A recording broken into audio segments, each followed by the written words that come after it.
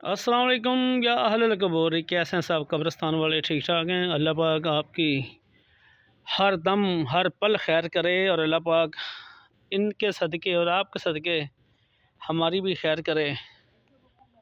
ये आखिरी आरामगाह है सब मुसलमान की, और कुल्लु नफ्स ज़ायक़ातुल मौत, हर शख्स ने मरना है, मौत का मज़ा चखना है। अल्लाह पाक हम सब के लिए आसानियाँ पैदा करे। अल्लाह पाक हम सब का ख़ात्मा बिल ईमान फरमाए। या रसूलल्लाह अंजुर हालना या हबीब अल्लाह इस्मा कालना।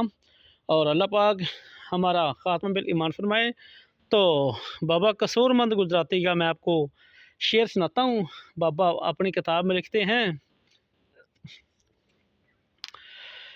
इस मिट्टी उत्ते आकड़ के क्यों टुरना,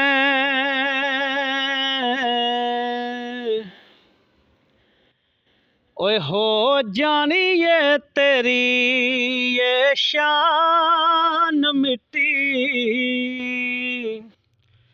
ओ जदों मौत दी नींदरे सोवेंगा तू,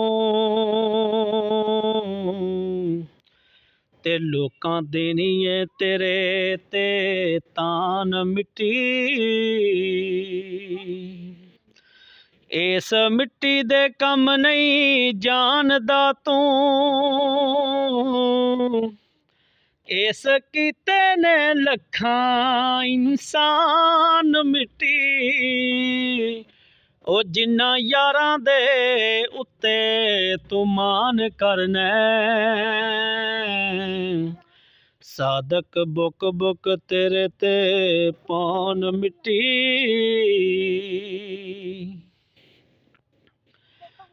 वेखें कल की सैं ते तू अज कीए,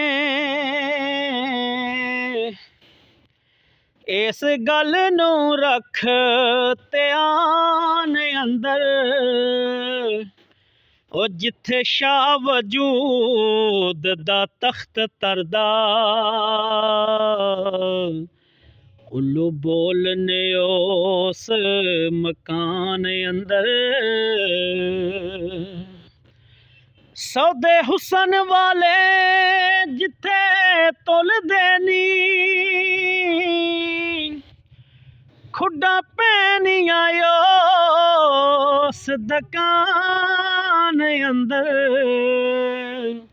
एवें आकड़ा करें कसूर मंदा, सदा रहना नहीं इस जहान अंदर।